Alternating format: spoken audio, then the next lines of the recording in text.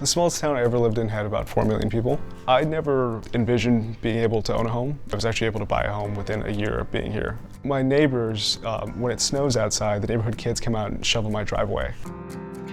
I think this is a good size for my way of living. It's the perfect size. You gotta face the facts that the cost of living here is so much more reasonable. You might want to move back to Nebraska because you appreciate more laid-back pace of things. Even here in Lincoln, it's a little bit more laid-back than most typical big cities. Commuting to work does not take very long. We drive 90 streets and it takes less than 20 minutes. I live in the old market in Omaha, and it's fantastic just to be able to walk out my door to great restaurants and nightlife and coffee shops.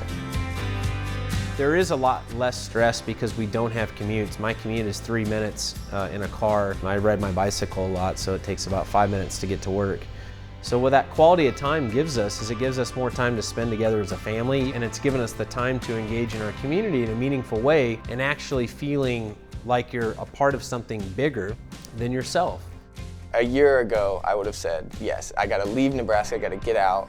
I need to go to the coast where these these big companies, these startups, but it was cool finding it here.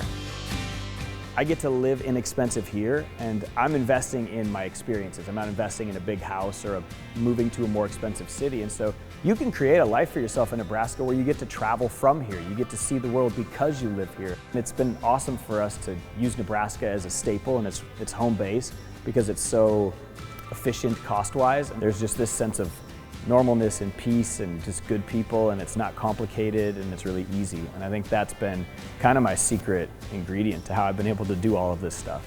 There's one particular couple that I think about from our early days where we actually helped with their engagement on the front porch of our space in the old market.